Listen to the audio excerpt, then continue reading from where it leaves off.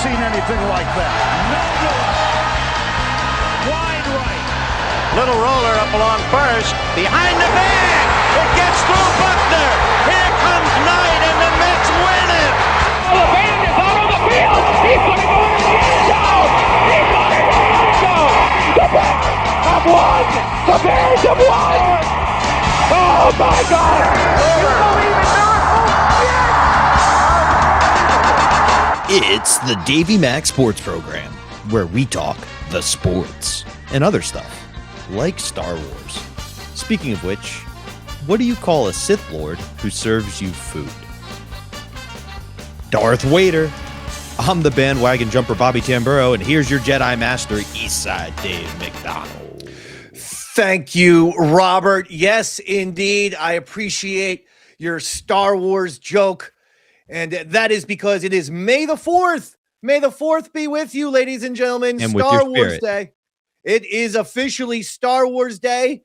And we wish everyone a happy May the 4th. And May the 4th be with you. If you're wondering, what? I say, and with your spirit. That's the Catholic Okay, response. Jesus fucking Christ. Let me fucking talk. You're amazing. We've worked together for so long, and you never know, like, when the Dave Man is shot out of a cannon and ready to rock and roll and ready to fucking talk. It'd be like if Roddy Piper or Ric Flair tried to get a word out, and there's, goddamn Mean Gene Okerlund being like, hey, just let me machine gun my fucking words out, and then when I sit back and get a cup of water, Jesus Christ, you can talk. Now listen to me. Maybe I'm taking... Excuse me. Is it all right? Go ahead. Maybe I am taking out my anger on you because Roy Harter, once again, not here, but we are not throwing the saint of Long Island, Roy Harter, under the bus. He has a very important family thing. We've been going through some and this is all of us, family stuff, business stuff, professional stuff. I mean, you name it. We've all been getting curveballs upon curveballs upon curveballs thrown at us. We'd like a nice four-seam fastball, 95 miles an hour over the middle of the plate that we can handle and destroy into left center field. That's what we'd like. But right now, it's a lot of curveballs being thrown at the Dave Man's direction, the Bobby Tamburro direction, the Roy Harter direction. Roy, though, does say he'll be back next week. I don't want to make any more promises because then it's starting to feel like we're playing a game. I played this game. I played this game very recently and it wasn't fun. I don't want to play it with Roy as well. It feels like we're pulling a ruse on the audience. We are not pulling a ruse. Roy Harter says he'll be back next week. If he is fantastic, we always want him to be on the show. We love him. If he's not because of personal stuff, then don't worry about it, ladies and gentlemen. He'll be back, and I'm going through personal stuff. Robert is. It's been a very brutal 2026 after a nightmarish 2025 and a hellacious 2024. At some point, we need a break. Otherwise, the Dave Man's doing a swan dive off the George Washington Bridge. I'm just letting you all know. I'm going to channel my inner Greg Louganis, and that doesn't mean I'm going to get AIDS all of a sudden. It means the Olympic high diver, Greg Louganis, who won many a gold medal. I am going to watch plenty of YouTube things of him, see if I can get a couple flips, a couple rotations, and then land right on my neck and snap it like a twig. Here's my fear with that, right? You find out you're an incredible diver. And all of a sudden, you were the next American gold medalist, and that's how it ends. I should have been doing this. Yeah, exactly. Halfway down, you're like, shit, I'm actually really good. This was my way out. What we need is a nice Nick Donlin. Nick Donlin was my friend in high school who was on the baseball team, and whenever guys were in a slump, he was known for throwing absolute meatballs over the plate. So you just line him up with Nick in a live scrimmage situation, and he'd give up a home run to you, and all of a sudden, we need a Nick Donlin to throw. You're feeling good again. I get that, man. You feel good as a baseball player, former CBA, Christian Brothers Academy, member of the Colts, led the team in batting average and RBI. Yeah, you heard that right. 389. Junior varsity. Okay. Just checking. Well, that's only I was a sophomore, and it's only because I never tried out for the varsity team because the coach was a dick and didn't put me, his number one hitter, best average on the team, 389, most RBIs on the team, 22, in a 16-game regular season. That's fantastic. That's over an RBI game. And this dick puts these other two humps. One of them was okay, Andrew Economo. He was a good pitcher. But for him to put Vic, the only reason why he put Vic is he dressed like Willie Mays Hayes with the Ray-Bans, with the, everything was top. He's just one of those annoying, like you see it on Travel Ball, where these baseball kids who do the travel teams, it's not their school team, it's not their, Babe Ruth team or whatever, but they do the travel teams, and they got the best shades, and they got the best glove, and the best eye black, and the best wristbands, and the best cleats, and everything is just, and here's the problem with Vic. Couldn't hit for shit. And so it was all style over substance. And when Coach Kenny, I'll throw him under the bus. When Coach Kenny went with Vic with fall ball, and I really wanted to play fall ball because they used wooden bats. You played against other high schools, but you used wooden bats. And I'm like, this is awesome. And again, it was all juniors and seniors, but he would usually choose the best two sophomores. Chose the best pitcher. I'm the best hitter. Vic hit 220. I hit 389. What's better? You. Yeah. Vic had like 6 RBIs. I had 22 in 16 games. What's better? That would be the 22, Dave. Yeah. And you'd think Vic would have more stolen bases than me, but here's the problem. He never got on base. He struck out all the time.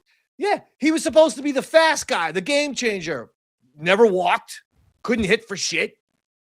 I ended up having more stolen bases than Vic. I had 4. He had 3. And he was the speed demon. So now what are we even talking about? Coolness, apparently. Style. Yeah, that's what I mean. Style over substance. Coach Kenny, I'll never forgive you for that. And that's the only reason why I didn't play varsity. It was my decision. And I decided, you know what? The colleges like the extracurricular activities. I'll do the Arister, the poetry and prose magazine. I got a column in the newspaper where I was allowed to write my wacky thoughts and be all weird and fun. So I said, this is way more enjoyable. Yeah. You know what they always say? Journalism, the American pastime. So we will, Roy will be hopefully back. But again, all of our hearts and our best wishes and our feelings are with Roy Harter, the Harter family, going through it a little bit. Like I said, Bobby's going through it. I'm going through it a little bit.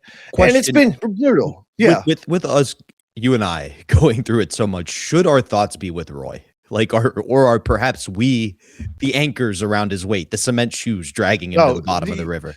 Stop it now. Stop it. We need to give Roy all the love in the world, and then hopefully Roy gives us the love. And that's how we do it. And by love, Dave, you mean money. and this is a very dark day already because we have breaking news, ladies and gentlemen. The Yankees, long-time, legendary radio announcer, John Sterling, who only retired, I believe, last year. I believe Dave Sims, who has taken over for Sterling, I think last year was his first year. John Sterling has died at the age of 87. I, for one, and am a massive John Sterling fan. I never got the criticism. Honestly, sometimes I heard the criticism on the Opie and Anthony show from a man who we all love and respect, and Jim Norton, who made fun of John Sterling's calls because he had a specific personalized call for everyone's home run. Everyone had their own unique little catchphrase. It was phenomenal. Wait, we don't like that? We don't like personality and originality in baseball? Also, they were like, oh, he's too over the top. It's New York City. It's the Yankees, the preeminent, whether people want to hate him or love him, 27 championships, 100 years of being insanely famous. Babe Ruth won his first World Series with the Yankees in 1923. So we're talking about over 100 years of the Yankees being iconic. This is the team of New York. This is bright lights, big city. This is Broadway. Yes, John Sterling fit the Yankees like a glove, no pun intended. When the Yankees are like Broadway, you want someone who's going to match that cachet. That's what John Sterling did. What we don't need, there's so many boring baseball announcers. You know, you got Skip Carey, Harry Carey's son, totally devoid of personality. Joe Buck, the only personality that Joe Buck has is narcissism. Like, you know, he's very boring announcer, except he loves himself. And so he's a bit of a heel that way. But you just have one generic plastic sounding play-by-play guy, Joe Davis, right? Joe Davis is the guy who works with John Smoltz. And he seems like a young guy. He seems like he couldn't be any more like older than like 32 or something. Now, I don't know Joe Davis's age, but I'm just saying, you'd figure if you're a young guy, you'd have some juice. You'd have some energy. You will listen to Joe Davis do these postseason playoff games in Major League Baseball. He's a snooze fest. You know, it's and here's the pitch and swung on and deep to left. And that's a home run. Game over. Wow, what a win for the New York Yankees over the Boston Red Sox, as the Yankees will win the series. And it's like, that's it. You got no volume, you got no intensity. You don't accentuate your voice, you don't pick it up a little bit. Holy mackerel. Anyone who likes that type of guy, I'm sorry, you're the one who's out to lunch. John Sterling is your classic baseball announcer where they all used to be unique. Skip Carey sucks. His dad was a legend, and Harry Carey. We all know the Will Ferrell impression on Saturday Night Live. Harry Callis of the Phillies, phenomenal. Phil Rizzuto of the Yankees. You know, Howie Rose is retiring. He's the Mets guy. I would even say he's got some personality. You want guys with personality. You don't want more of the same. John Sterling was one of one, my friend. Would you say something along the lines of, he's going, gone. That's a Sterling shot. He's out of here.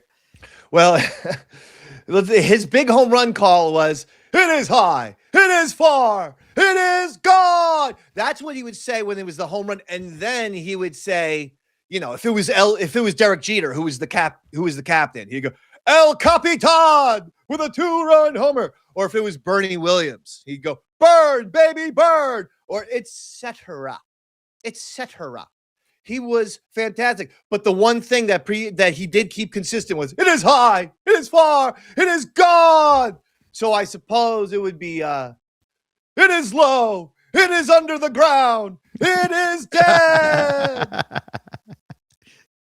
But let's play just a little bit. I actually found a 22-minute video put up by Major League Baseball itself of all of John Sterling's great calls. We can't obviously play 22 minutes. We'll play a few calls. This one starts, and most of these, by the way, folks, are all postseason home runs, but some are just regular season. This first one is Bernie Williams. 1-0 Seattle, bottom of the 8th. 1 out, no one on. Here's Bernie. It'll be a 3-2. Swung on and hit high in the air to deep right. That ball is high. It is far. It is gone. Bernie goes boom. He drills a home run the short way in the right field seats. Burn, baby, burn. And the Yankees tie the ball game at 1. We're tied at 1, and this place is going nuts. One of the most thrilling games you'll ever see. Pause for a second, because I forgot. If you were a really great player, and Bernie Williams should be in the Hall of Fame. That's a different, he should. Different conversation for another day. But Bernie Williams has been vastly overlooked in terms of the Hall of Fame. Anyway, if you were a great player, he might have a couple. like Austin 3:16 says, I just whooped your ass, but then Stone Cold also has, and that's the bottom line, because Stone Cold said so. So if you're a big time player, you might actually have a couple catchphrases.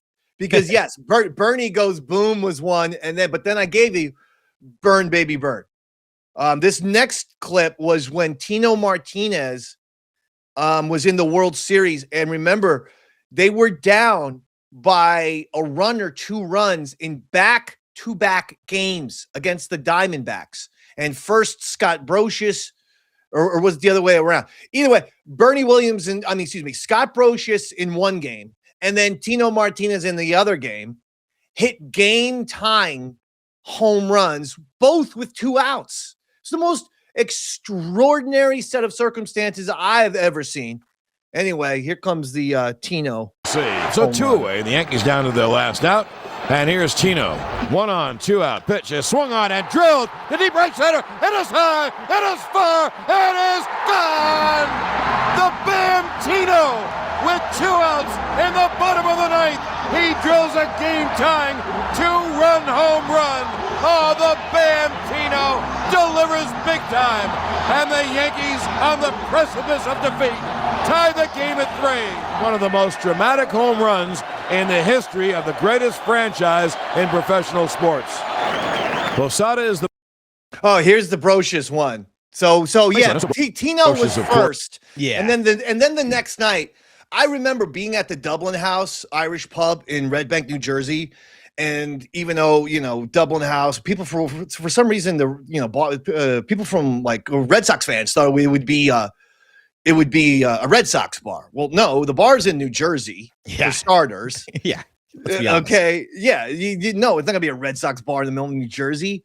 Also, more people, this is a fact, more Irish people immigrated to New York than Boston. I know that Boston is synonymous with Irish people, but more people technically came to New York at the turn of the century than for Boston. So it's not like there's not a huge Irish population down here. And being in New Jersey, where a Monmouth Quinnipiac poll says, something like 65-70% of New Jerseyans are Yankee fans. Yeah. Second place is Phillies. Third place is Mets. That doesn't surprise me at all. And it's the same thing with Giants, Eagles, Jets. 1, 2, 3 in that order.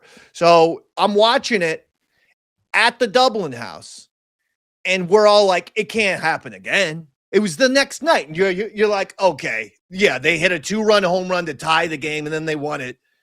But it's not going to happen twice, is it? And then Scott Brocious got up with 2 outs, bottom of the 9th. Again, the Yankees down 2 runs. Here we go. It's the tying run with 2 outs in the bottom of the 9th. Now Kim, 1-0. Swung on and hit in the air to deep left. That ball is high. It is far. It is gone. I don't believe it. Once again, deja vu. A 2-out, game-tying 2-run home run by Scott Brocious. Probably the most unbelievable feat in World Series history. Scott Brocious ties the game with a 2-run home run. What was it Al Michaels said? Do you believe in miracles? 56,000 Yankee fans here say, yes, we do. 3-0 to Matsui. That's good. I am getting goosebumps, literally, listening to the now late, great John Sterling, who died at the age of 87. I'm getting chills. You don't get this announcing. And yeah, like I said, he was Broadway, baby. But if you want just a good call, not good, if you want a fantastic call in a big spot, nobody delivered better than John Sterling. No. Listen to these calls. It's just incredible. I remember watching those games with my grandfather on the phone because he lived in Ohio and I lived in Tennessee, and we were rooting for the Yankees, and just him being goosebumps. It brings you back. Oh, like the moment's almost right the moment was almost immortalized because of the call. Like you can't think of those home runs without hearing John Sterling. Oh, All right. I think Al Davis said it best. Do you believe in miracles? That's a great moment. Even referencing another great call, and yet it worked perfectly seamlessly. And then 6,000 Yankee fans here, dude, tonight. And here's the Matsui. Here's Matsui. Always was a big fan of But swung on. Hideki Matsui. In the air to deep center. Pierre back. Way back in deep center. It is gone. Gonzilla. A thriller by Godzilla. Hideki Matsui. The Sayonara Kid just lost one over the center field fence. A 3-run home run. And the Yankees take a 3-0 lead. And I would like to point out, Matsui loved the Godzilla stuff. Oh, absolutely. He embraced it. You could not get away with that today, but it is hilarious. Well, that's what's pathetic, is because now someone's going to he's calling a Japanese man Godzilla. Okay, it's because Matsui loved it. What's crazy is you couldn't even say he said sayonara to that one in today's day and age. Right? Like they would give you a hard time for that. But again, like you said, Matsui loved it.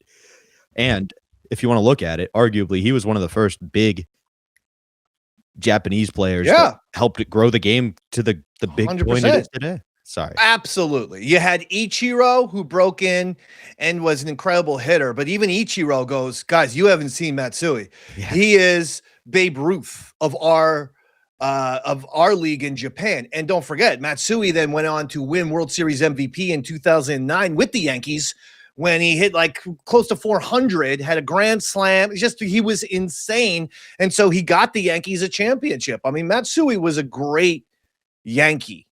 Absolutely. So one of the best.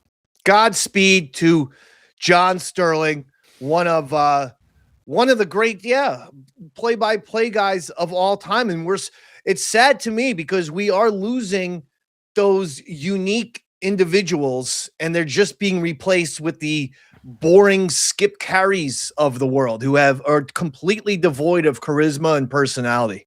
That said, you and I have talked about this, and I am a diehard fan of Susan from the Yankees broadcast. Oh, I love Susan she's Waldman. One of the few unique voices we got left, so cherish her while we've got her. That's good. That's going to be sad tonight because the Yankees do play the Orioles tonight, and it's going to be sad. Maybe I'll listen. See, Susan Waldman and Sterling were pals. Yeah. And people forget. It started with Sterling and Michael Kay. And then when the Yankees created their own cable channel, Yankees Entertainment Sports Network, they said to Michael Kay, we want you to be the play-by-play on TV. So Sterling got Charlie Steiner, who is now the play-by-play guy for the LA Dodgers. The problem with Charlie Steiner, he kind of sounded like John Sterling and also kind of had that smooth delivery, but at the same time wasn't Sterling. So it was like a little weird. And it turns out, like the LA Dodgers offered Charlie Steiner after only a couple of years, 2 or 3 years, you can be play-by-play. He left. That was a good thing because then John Sterling, he and longtime Yankees beat reporter, and then she turned, TV reporter, Susan Waldman. They used to love to go out to Broadway shows and drink lots of wine together. They were like a boozy Broadway, couple, though they weren't married or anything. They just loved to drink the wine and see whatever Broadway show is, make it. So that's when Charlie Steiner left, they asked Sterling, they're like, who do you want? Because it was the radio station who came up with the Steiner idea. And they're like, you know what? You come up with he said, give me Susan. And they were pals ever since. They had a great run together. I would say probably about 20 years of broadcast, or close to it. So they were a great team together. And obviously, did you ever hear the story of Susan Waldman talking about when John Sterling was stuck on the George Washington Bridge and because there was a massive torrential rainstorm and there was huge flooding? Did you hear that story? No, I don't think I have. So John Sterling calls Susan and is like, Susan, there's the water is up. It's almost up to my car window on my driver's seat. And then at this point, he's like in his mid or late 70s. So it's not, and he's panicking, but she said his voice never changed from doing the radio. He was still smooth, but he was like, Susan, the water is rising. It is high. It is getting deep. It's really rising here. So Susan, she freaks out. She tells Paul O'Neill, who at this point, Paul O'Neill's been a Yankee broadcaster now for a while. And she goes, John is stuck on the bridge at George Washington. Paul, there's flooding everywhere. So O'Neill doesn't even you would think he'd call the cops, call firefighter. Paul O'Neill just gets in his Bronco. Yep. And races to the George Washington Bridge and literally saves us. That's why he's my favorite Yankee, Dave. I know, but what are we doing here? Get someone get a firefighter, not Paul O'Neill. It's the one time the reporters go into the press conference and go, you guys think you had a hard game tonight? Wait till you hear what Paul did. Yeah, I know. Yeah, O'Neill, 1 for 1 in saving an elderly man from drowning. Do you think he was screaming in pain the whole time like he did when he had the surgery? Or do you think Sterling was broadcasting O'Neill? Oh, absolutely. Hey, there's Paulie O'Neill, the warrior. And right now, it appears he has some sort of crowbar and is now smashing my window with it. Thankfully, it's the passenger seat window, so the glass isn't all over me. Susan, I think I'm having a fever dream. But I mean, yeah, can you imagine actually being stuck on George Washington Bridge and seeing that unfold if you were a Yankee fan? You're like, is that Sterling? And what is that? Is that Paul O'Neill? Is he breaking through his car and he's pulling Sterling out? What's happening here? Somebody made a sarcastic joke like, oh, I bet Paul O'Neill's going to come save him or something. And wait, is that him?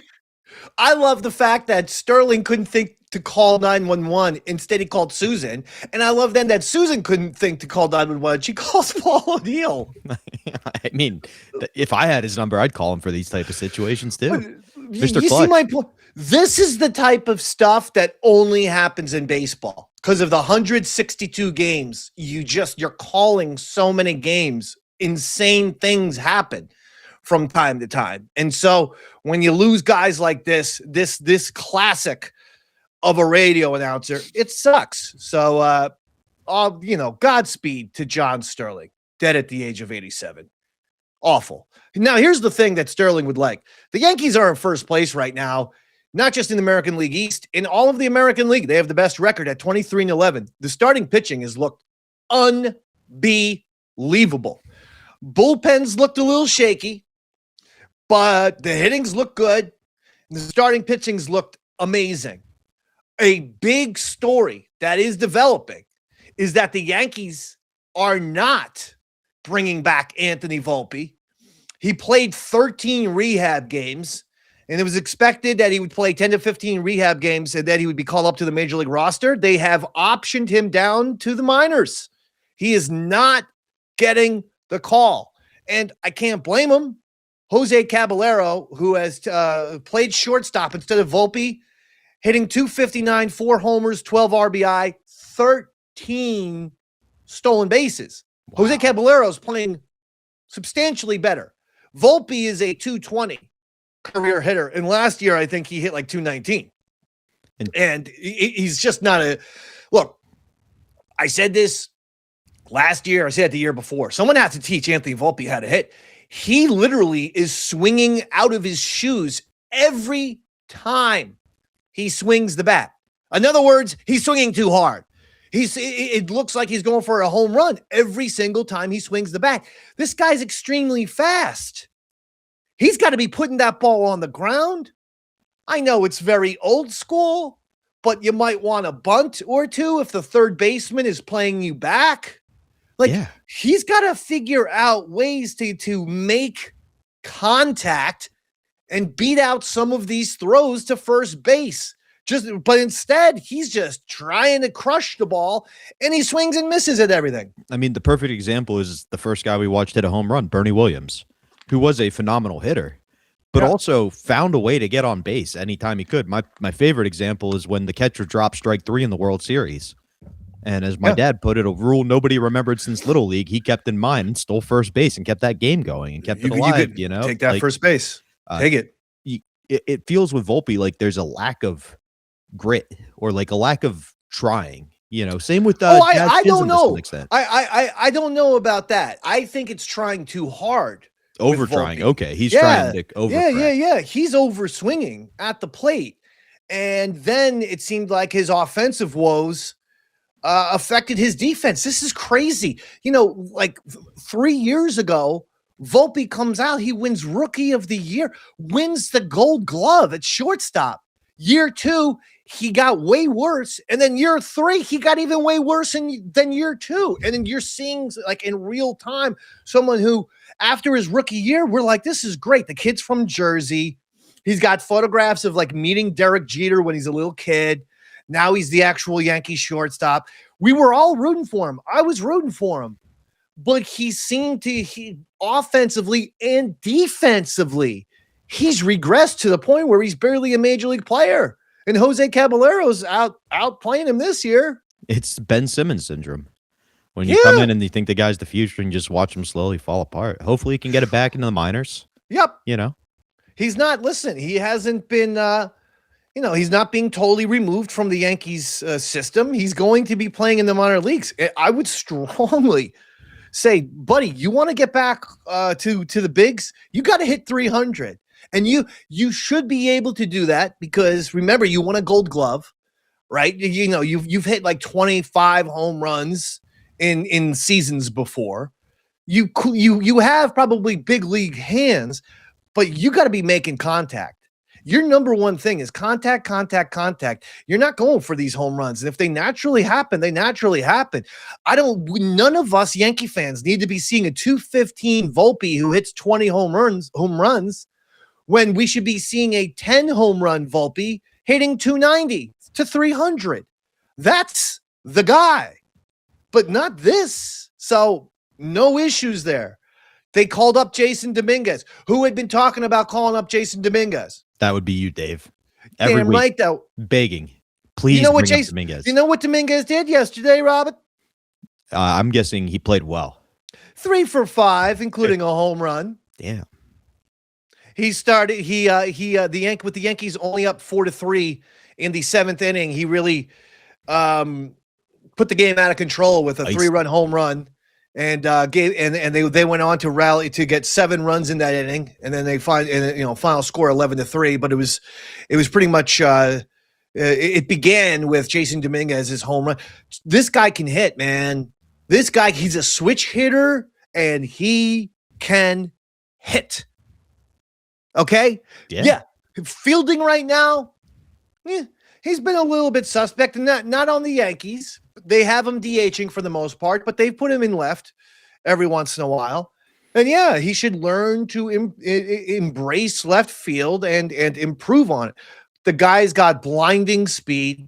He's probably your fastest guy on the team. He's a switch hitter, and he is just someone who looks like a hitter. You can see it from a mile away when you're like, okay, that's a hitter right there. So I'm happy they're doing that. I'll tell you one thing. Cashman, he hasn't done a terrible job. Now, the bullpen's on him because last year the bullpen sucked, and the bullpen cost him home field advantage throughout the playoffs. It cost them the division against the Toronto Blue Jays. They ended up having the same record as the Toronto Blue Jays, but the Blue Jays head-to-head were better than the Yankees. And it was all because of the bullpen. The bullpen blew so many games last year. And right away, I'm not impressed with this. And this Bednar, David Bednar, their closer, You're hearing it from me first here, Robert. This guy is just a pudgier version of Devin Williams. Oh, boy.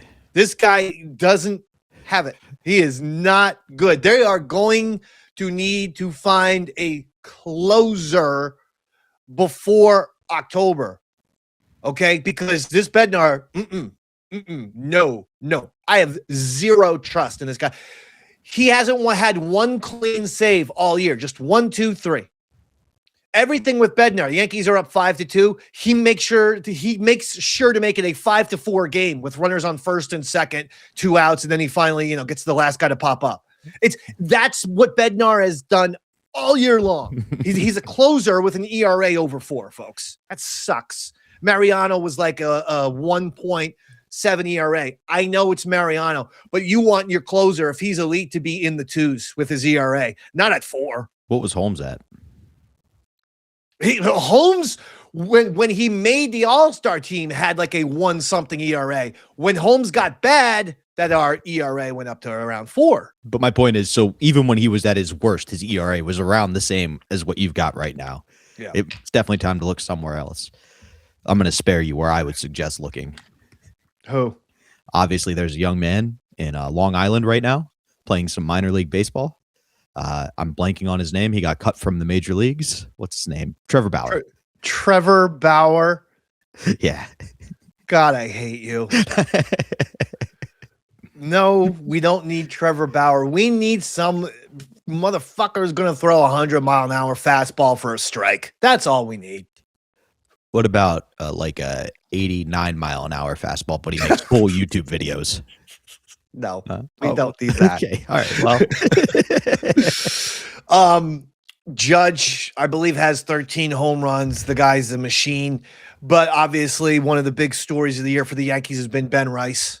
It's been starting pitching and Ben Rice between Max Fried, Cam Schlittler, Ryan Weathers, the Yankee bullpen guy's son. Folks might remember in the late 90s, David Weathers out of the Yankee bullpen. Ryan Weathers is his son. He's pitched well. Will Warren's pitched well. And they're getting Rodon and Cole back.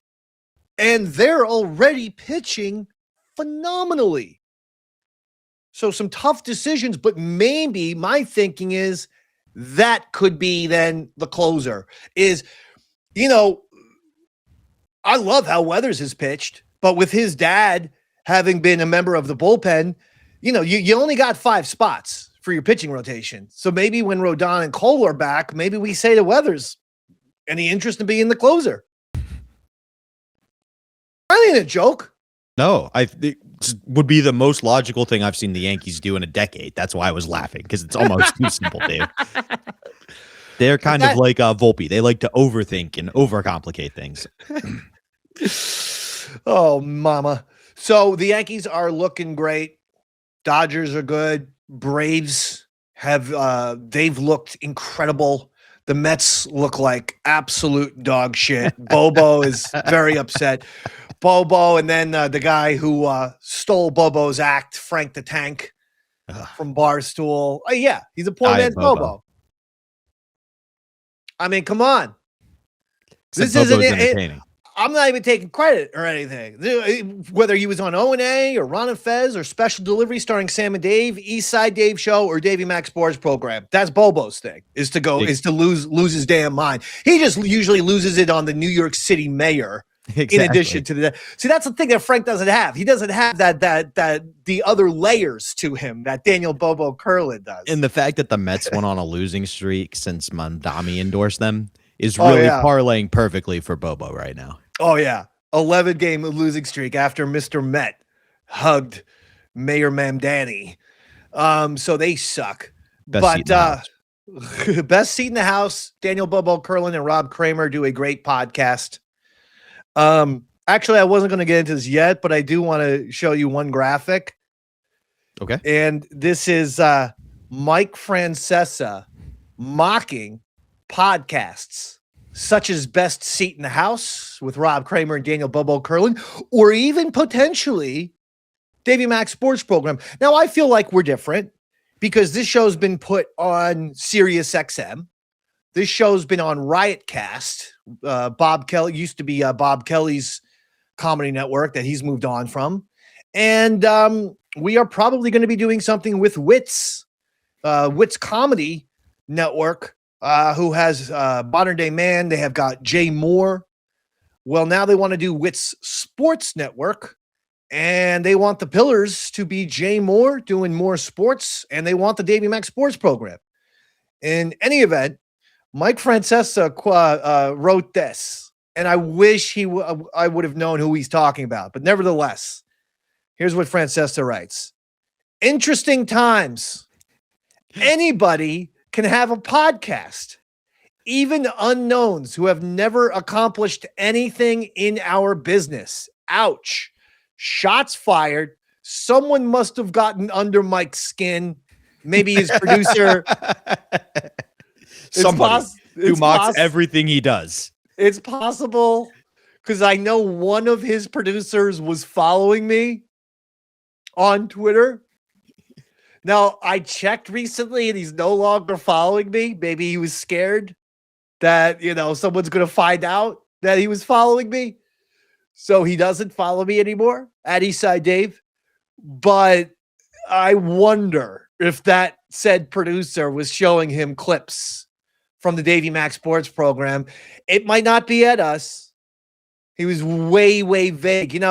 Technically, Mike would get a blocking from me under normal circumstances. I told you, I've blocked at least 400 people in like the last couple months for vague posting. I'm not doing it anymore. If you either you're just engagement baiting, as the kids say. You want all the people to go in your comment section and ask you what you're talking about so then you can interact with them, and it's such BS.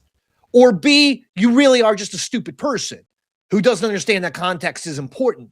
Either way, you're either a hustler or you're dumb. I don't want anything to do with you. So if I find you vague posting, I block you instantly. But now, I couldn't block Mike. I can't block the Pope of New York sports. As much as we give Mike a hard time, I'd like to be his defender here. This could just be commentary in general. It's interesting times. Anybody can have a podcast, even he could just be making a statement. It could not be an attack at anybody. It's an attack. Hold it. Even the final statement is even unknowns who have never accomplished anything in our business. No, that's an insult. He's basically saying, wow, yeah, anyone can have a podcast, even if you've never done anything in radio.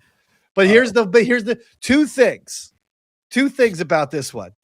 Number one, Mike is no longer on WFAN in New York. He is doing a podcast these days. Number two, after that tweet, and I'll read them back to back, the exact previous tweet on his timeline.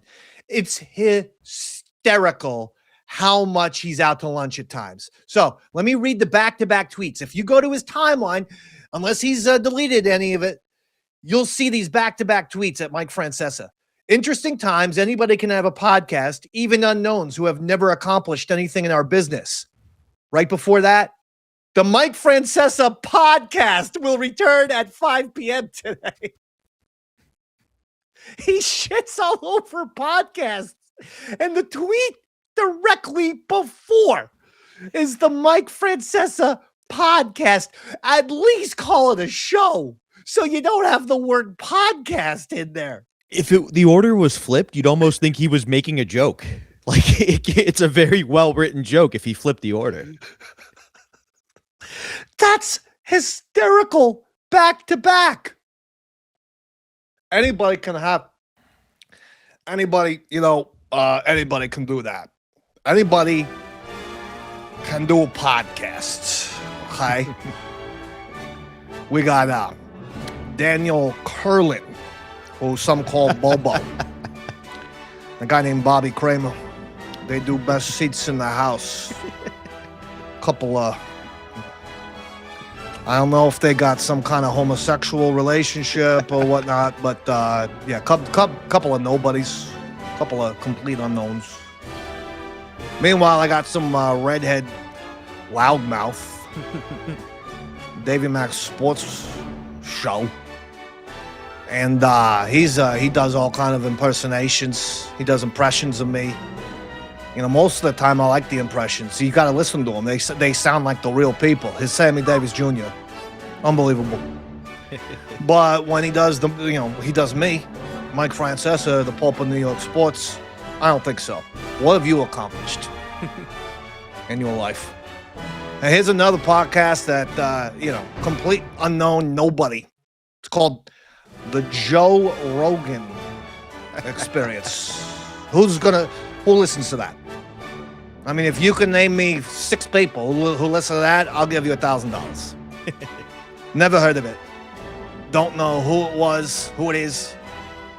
You know, my wife, Ro, she likes a lot of these true crime podcasts. I go, I make a little joke. I go, what do you think? That podcast host is going to be Sherlock Holmes?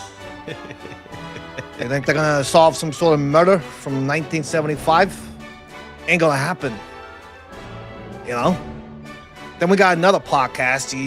This guy sits around. Bill Maher podcast. I don't know if anybody heard of him. Years ago, I believe he was a comedian of some kind. Comedy Channel or something like that. But, now he smokes marijuana. He talks to different people about things going on in the world. Who's listening to that podcast? It's by the way, the Mike Francesa podcast will be live. Anyway, screw podcasts. I mean, if anybody, any Tom, Dick, and Harry can, plug a little thing into their computer and say, hey, look at me, I got a podcast. Doesn't mean your podcast is worth a damn. I did 19 years of radio at the Fan with Chris Mad Dog Russo. Okay? I am entitled to have a podcast, not you. You're not entitled to have a podcast. You should not be allowed to do a podcast unless you do at least 15 years of radio. Okay? Otherwise, you're just, the best seat in the house podcast with Dopey Kramer and stupid Curlin. I don't know what, that Bobo. I tuned into that podcast, the Bobo podcast. He was talking about the mayor in New York. I'm like, what kind of sports podcast is this? He was talking about, going to Gracie Mansion right there in New York and potentially, doing graffiti or something. I don't know what he was talking about. It was hard to decipher, but I go, no more of this podcast. In fact, no more podcasts. Okay? You got the Wits. I keep hearing about Wits Comedy Network, and you got More Stories hosted by Jay Moore. I go, you want to make me entertained? Do your Chris Walken impression. Maybe the Chris Walken podcast, and do that for an hour. Interview people like the Christopher Walken guy, from the True Romance. Just do that. Maybe I'll listen. But this was not that. This was Jay Moore. He didn't do the Chris Walken. So anyway, I'm just saying, podcasts are for losers. By the way, the Mike Francesa podcast will return live today at 5 p.m. Fuck you, America. So, there is the big guy, Yeah. I love that guy, man. I like to think his beef was with Bobo. What's wrong with him? He's taken his driver's license test so many times. He keeps failing. He keeps failing his UPS driving exam because he doesn't know how to parallel park. Well, I got news for you, genius. You're going to have to learn how to parallel park if you're going to be a UPS driver in New York City. I don't know where are you going to park in the lobby of a hotel when you're delivering fruits and vegetables? What are you going to park on the sidewalk? All of a sudden you're Bruce Willis and Sam Jackson in Die Hard 3. Just driving up on the sidewalk. Maybe learn to parallel park, stupid, and then you can finally pass the UPS driver's exam. Okay, Bo? Let's talk about the lady that everybody loves, Diana Russini, Dirty Diana. Oh my. Because she made a playlist, it turns out. Oh, God.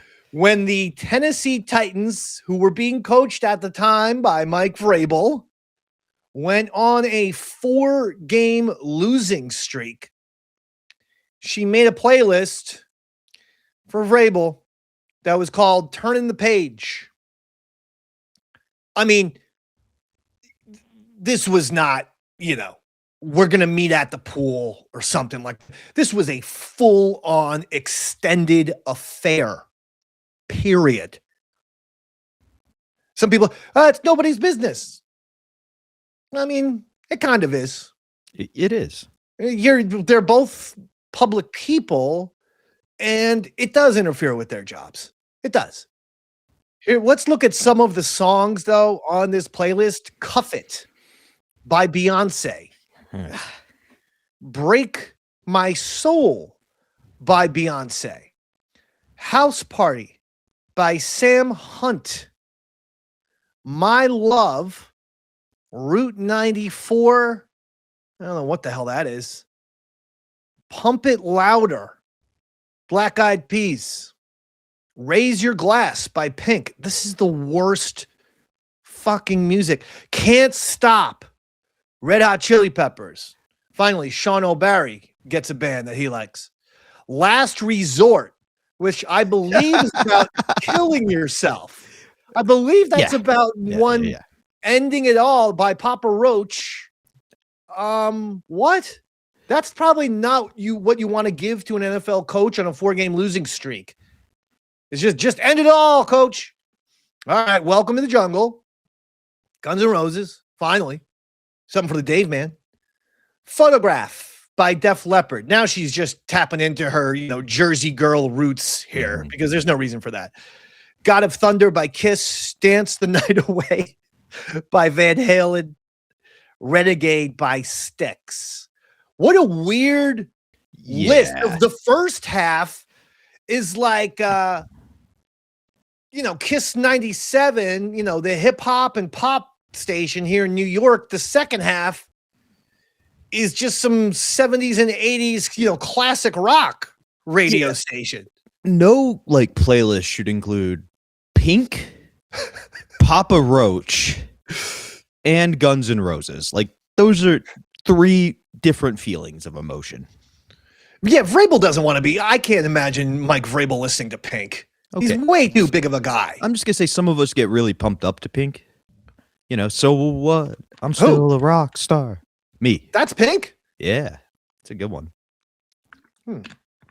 I know the I'm getting up, so you better get that party started. I know that one. Party started on a Saturday. Yeah. Great song. Yeah, it's a horrible playlist. So now they didn't even pick a good Styx song. Renegade? Come on. Go with Mr. Roboto. Don't try to deep cut us. Yeah, Lorelei. So now I'm sorry. I have absolutely no respect for Diana Russini, not because of what she did with Vrabel, but because of this playlist. Yeah, she brought that on herself. It's terrible. Secondly, no one at ESPN will do this story. We talked about it last week, and it completely exposes ESPN as the corruption machine that it is. And it is. That's a corrupt, dirty organization. Talked about it at length last week. Just go look at last week if you want to hear it. But McAfee won't talk about it. Stephen A. Smith won't talk about it. Nobody will talk about it.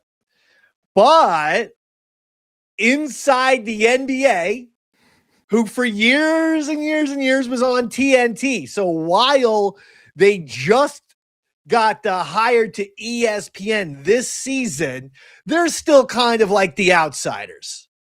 And it felt like they haven't been used enough this season. Right. And they also, Charles Barkley said, hey, where were we?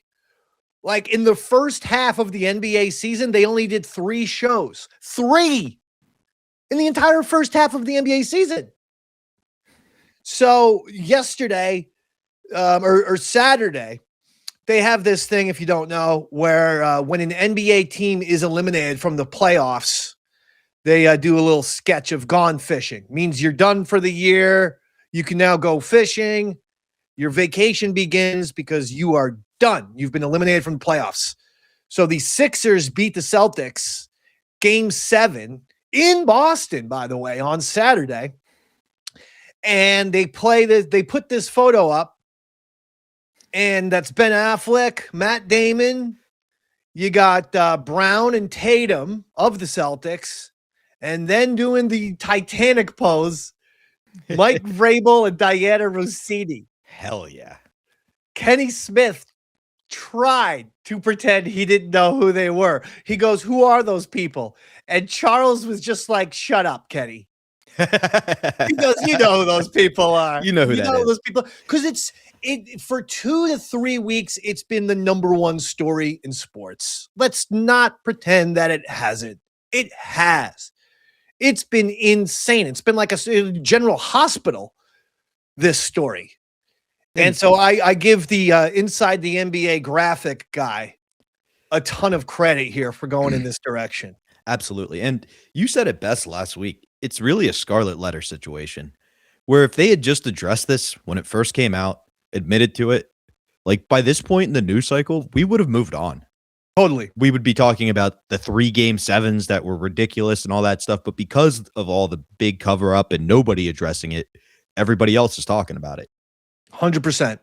100%. It's if you know your Watergate, you know that it wasn't the break-in that sunk Nixon. It's the cover-up. It's always the cover-up. If he just said, I don't know who those 5 guys breaking into the Democratic headquarters in at that hotel. I have no idea. I've never met them in my life. No one would have done anything. They would have been. They would have tried to connect the dots, but at the end, that story would have faded away. But instead, it was like, oh no, we have nothing to do with it. Well, you did. You hired those guys. Maybe not you personally, but someone in your White House, someone in your administration did. And it's the same thing with Russini and Vrabel. They called it laughable. Once you say things like it's laughable, oh, forget it. That's why everyone went all in on finding so much evidence. And now we've just gotten pictures at a bar from 2020, pictures at the casino, pictures at a spa, pictures over here, over there. We got playlists. You did it to yourselves. Absolutely. And let's be honest. Anybody in life has enemies. You've irritated people along the way. All you did when you came out and called it laughable was push their buttons a little further. Yes. You've encouraged them to look deeper. Again, if you admit it, they go, all right, look, they got their comeuppance, and they kind of move on. Yeah, 100%. So with that in mind, Dave, anything you want to say about the beginning of the show? I stand by everything I said. Me too. Diana Russini, it looks like did not save anyone. I mean, are we surprised about that? I know, but what a crazy story. So in the middle of all this, she lives in Jersey like me, and there was a very serious car crash where it looked like the car was on its side. And the story was Diana Russini climbed up on the car, got the window open, or the window was open, and was able to pull out a man and his dog. I mean, if the story was she climbed up and mounted something, I'd believe it. Come on. Diana Russini weighs 110 pounds. Yeah. What are we talking about here? Anyway, the New York man. The New York Post is now reporting that multiple sources have called them and said, no, it was a dude, a big guy who climbed up and got the coach and his dog, but he got the dog first, and Russini was there. But basically, she was sitting on the ground, and the guy goes, yeah, just hold on to the dog. I'm going back to get the guy. So her only act of heroism was to just hold the leash of a little tiny dog while another gentleman saved the man and the dog, for that matter. And they said this was a big man? Yeah, relatively big guy. Like, could be a former middle linebacker? Could it have been Mike Vrabel? Do you think Vrabel and Russini set up a car crash in order to... No, I mean, look, I definitely feel like she took advantage of it. And I'm gonna get some free press over, get some goodwill going towards my way. Big mistake, lady. Big mistake. No one bought that you saved a man and his dog on an overturned vehicle. You pulled them out. No one believed that. If it was a WNBA player, maybe. If it's Sue Bird did that, I'd go, that's a big woman. She probably did save those people. Yeah, Diana. But not Diana Russini, who seems like a petite lady. And then finally, with Diana Russini, Stu Gatz, host of Stu Gatz and Company, John Stugatz Wiener says that he will hire. This guy used to be the co-host of the Dan Le Batard show. I don't know if he still works there or not, but nevertheless, Stugatz apparently says she has a job with him whenever she wants it. Wow. Interesting. And he says the offer is good forever. He says that, look, going through a tough time. I know her. She's a friend, and she has a job offer that holds forever. And I will tell you, this is the exact reason why sports and media and entertainment is going downhill. It's all about connections and who you know, rather than the actual talented people getting opportunities. No, I'm serious. I'm serious. I can't be a co-host of Stu Gatz or Dan Le Batard or any of these other nitwits. I'd blow them out of the water. Like if I was their co-host, they wouldn't ever win an argument. But B, it's like infuriating. Like this woman has falsified information. This woman is lying. This woman is completely fabricating, saving people from a burning car. She broke up a family, or she's going to break up a family. She's acted very, very poorly.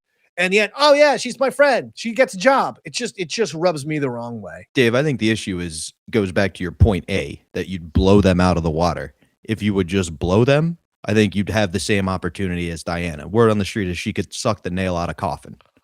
So I think that's why. We hear how Diana treats her friends, right? Mike Vrabel is her friend. Sean Payton was her friend.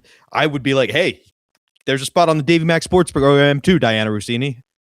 She's got to be good friends with Dave. If Diana wants to do our show, she is more than welcome.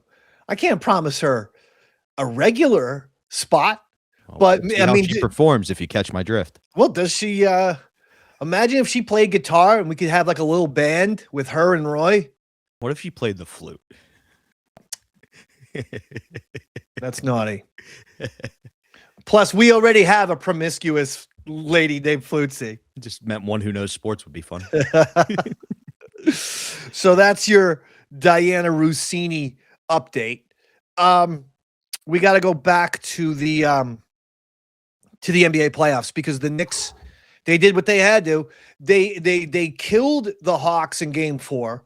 They destroyed them in Game 5, and then they annihilated the Hawks in Game 6. A 50-point win. So the Knicks advanced. Meanwhile, we just talked about it. The Sixers defeated the Celtics in Boston, Game 7. So tonight, you get Knicks versus the Sixers in Madison Square Garden, Game 1 of the Eastern Conference semifinals. I am down. I cannot wait for that. And look, the Sixers played great. Tyrese Maxey is a major, major problem for the Knicks. Tyrese Maxey is a fantastic player. And Joel Embiid has played well in these playoffs. But the Knicks should win the series. The Knicks have more depth. And as I pointed out beginning the show, I am 100% bandwagon jumping to the Sixers. I'm not claiming to be a Sixers fan all season, but I am on the bandwagon all in. That said, you son of a bitch. My biggest concern is that these two teams are going to beat the hell out of each other and make it really easy for the winner of the other series to waltz into the finals. I feel like the Knicks run into this every season with whoever they play in the semis, and they just beat the hell out of each other, and then they get a beaten up, bruised team. Now, the good news is the Sixers are kind of beat up. You know, but and look like a wounded warrior the whole time on the court. Here's the thing. In years past, and I love Thibodeau, but he just didn't play his whole bench. The one thing that Brown has gotten right, he doesn't have the same intensity as Thibodeau, and there have been times where, to me, the Knicks' intensity level has been a little lackluster, but they picked it up. They got it together in the Hawks series. If Brown continues to play the Knicks, 8 to 10 guys, then they should be okay.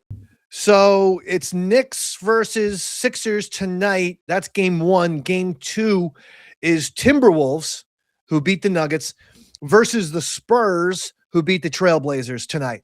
Then tomorrow, your other semifinal matchups are the Cavs, who beat the Raptors in 7 games, versus the Pistons, who came back to beat the Magic in 7 games. The Pistons were down 3-1 against Orlando, but Detroit was able to rattle off 3 wins. Orlando immediately fired their coach, by the way, after that Game 7 loss.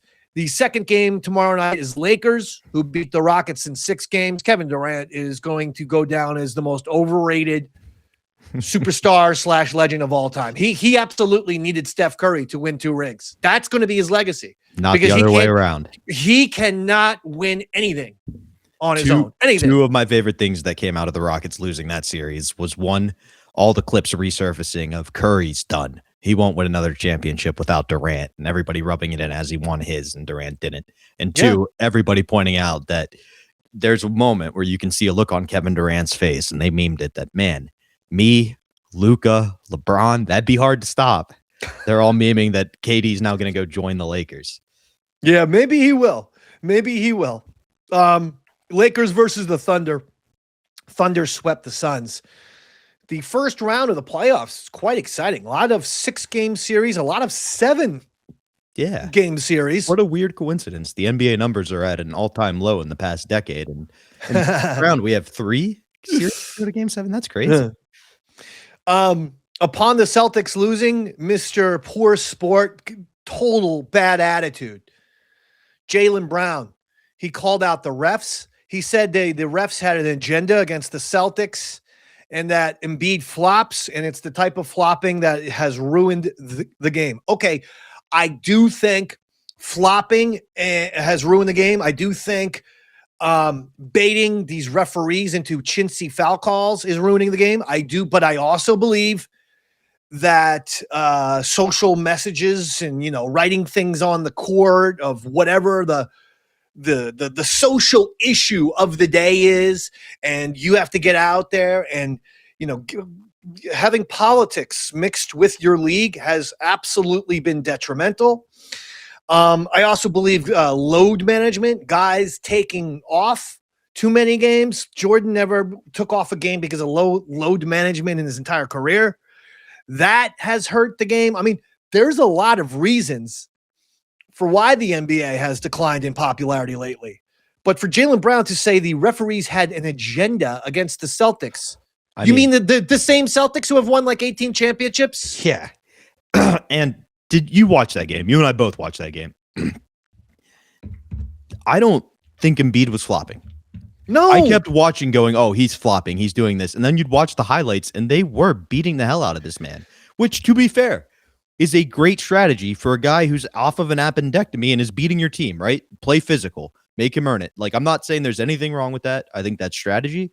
But you can't say he was flopping when you were beating the hell out of him. Plus, if you look at the reviews, the guy stuck his hand through the net and they went, that's inadvertent. I've never heard that call in my life. Right? Like, so the officiating was terrible both ways. There wasn't an agenda either direction. No, an agenda?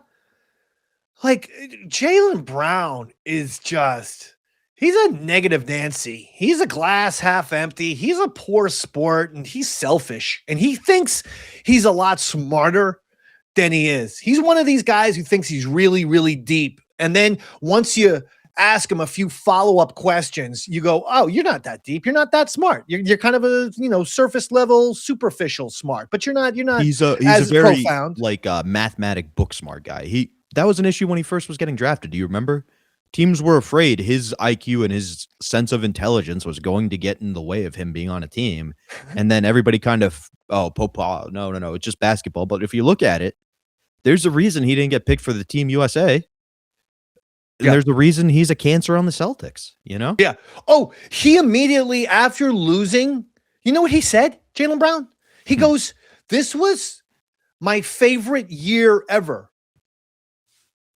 Bro, you won a championship. Wasn't he the MVP as well? He was the MVP. He was the NBA Finals MVP. But everyone, and how could you not interpret it as such? Jason Tatum. It's because Jason Tatum wasn't there for the majority of the year. He came back late in the regular season after tearing his Achilles last year in the playoffs. But for the majority of the year, no Jason Tatum.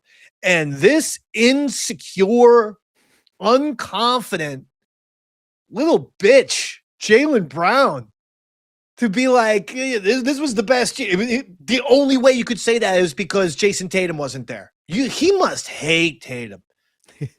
That said, it's game 7 of the series. On your court. You came back for the playoffs. I hope Jason Tatum didn't text Kobe, because Kobe's response probably would have been like, I made 2 free throws without an Achilles, you bitch. The leg's a long way from a heart. Something along those lines. He tried. He couldn't, he couldn't get out there for game 7. He tried. He probably came back too early because he didn't. Tatum. Point. No, he didn't look good. He didn't look like the same player, and he's risking his future career is what he's doing. I like taking a shot at the guy who texts Kobe every time he does something, anytime he can. Lastly, these things we see poor sportsmanship in baseball at these at the lower levels all the time. The travel leagues, the high school leagues, the little leagues. Yeah. It's straight up goofy. If you are a parent and you go this crazy over calls, you're a total, complete, and utter douchebag. I mean, I'm sorry. Here's a high school game where the coach didn't like some of the refs, the umpires' calls. Play this video. That's 4 in a row.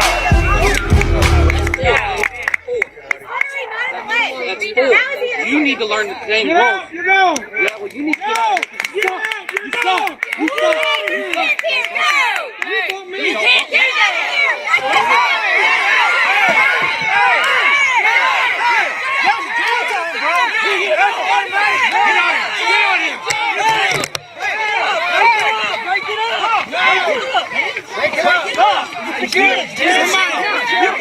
He's got a phone. Call 911.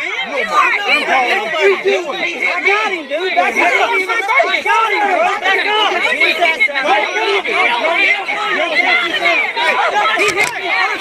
dude. Call 911. I'm already on it. That's okay. So the guy comes out, he gets in the umpire's face, the home plate umpire, the coach for the other team, and he shoves him a little bit. The umpire kind of says, "Hey, get away from me." And the guy just straight up decks him. He's an old man. He's got a Santa Claus type head, very, white hair, white beard, bigger guy. And the stupid little short, fat Napoleon complex coach is beating up this old timer. I swear to God, if I was this umpire, I would sue this town for $10 million. I'm umping your stupid little local, high school game. Yeah. And that's what you're going to do? And that's not the only one. Here's another one that just popped up. And you see this one happen. Go ahead, press play. This was I believe, a travel game. And there's 2 coaches fighting.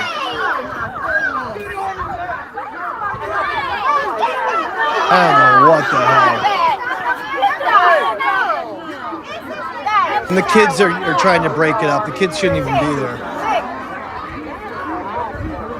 Look, folks, I got more passion for sports than anyone. Okay? But I'm not doing that. If you can't act like a human being, don't go to the games. No. If this thing is going to set you off in a way that you feel like you got to knock out an opposing coach or umpire, keep your ass at home. You're embarrassing your family. You're embarrassing your kids. If I was a kid on that team, either one of those teams, I'm done. I quit. I go, I'm starting my Arister Poetry and Prose magazine career early. Because I'm not going to be playing this type of thing. This is insane. And you got to remember the age of the kids too, right? That looked like at most Little League. Am I wrong? I think they said it might have been, travel, 14, but we're not even 15-year-old. talking high school, senior, varsity. Right. Like, we're probably talking 8th grade, 7th grade. You're not getting the best umps in the world. They're out there to encourage the kids to play the sport. Like, don't get me wrong. When I coached, you have to argue with officials sometimes. It's part of the sport to get some calls to go your way. But there's a big difference between that and dropping an F-bomb. Yeah. Certainly throwing hands. No problem if an umpire or referee screws up. You go, come on, Blue. He did this. You explain it to him. The guy did this, and yet you called it this way. Come on, Blue. And that will work. You'll get the next call. But this type of stuff where you just lose your mind, pathetic. I have no respect for anyone who would do that. And furthermore, I hated coaches like that. I like the coaches who were cool, who knew the sport inside and out, whether it was baseball or basketball, because those are two sports I played in high school, and knew the sport inside and out, would talk to you like a human being. You'll get the most out of the Dave man. But if you're some a-hole, you think you're Vince Lombardi, you ain't. No. And chill. The guys you described can have the same kind of impacts on umps or refs without raising their volume because they know the game so well. They could just say something like, oh, his feet weren't moving, or something along those lines that let the ref know they screwed up to keep an eye on it and move on. 100%. One of my favorite stories is my dad was coaching our basketball team and tried to call for a timeout, and it almost cost us the game. And he went over to the ref and was like, what the hell, man? I called a timeout. And the guy went, I'm sorry, son. These hearing aids, they just don't work so well these days. I'm sorry. And like, how do you respond to that? You just got to be like, all right, thanks for doing your best. Yeah. Like, you're out here letting the kids play basketball. Okay. You just got to be a human being. None of this matters. I'm sorry. 99.9% of any of these kids who were playing in those games are going to make the major leagues. Chill out. Exactly. Bothers me. All right. That'll do it, Robert. Absolutely. Godspeed to John Sterling, great Yankees radio announcer who died at the age of 87 yesterday. This show goes out to him, goes out to the Roy Harters of the world, goes out to the Bobos and the Rob Kramers of the world after Mike Francesa had some terrible things to say about Best Seats in the House podcast. Mike Francesa doesn't like the podcasts. No, even though he has one. Bobo. Wouldn't you call it the Mike Francesa show, though? In the title, it's even called the Mike Francesa podcast. It's just so bad. There's a total lack of self-awareness. He doesn't. Like less than Bobo, the podcast he's a shitting on. That cracked me up. Okay, folks, we're good. We'll be back next week. Things happening in the DMSP universe. Hopefully. We're gonna say, Roy. We don't pressure Roy because, like I said, he's doing stuff. He's got stuff going on, personal and professional. Same thing with Robert, and the same thing with me. So we all are in the same boat. So, but when Roy's able to rejoin us, he will. Anything to plug, Robert? Nope. Make sure you're checking out Modern Day Man. We just put out a great Tales from the Satellite on the YouTube.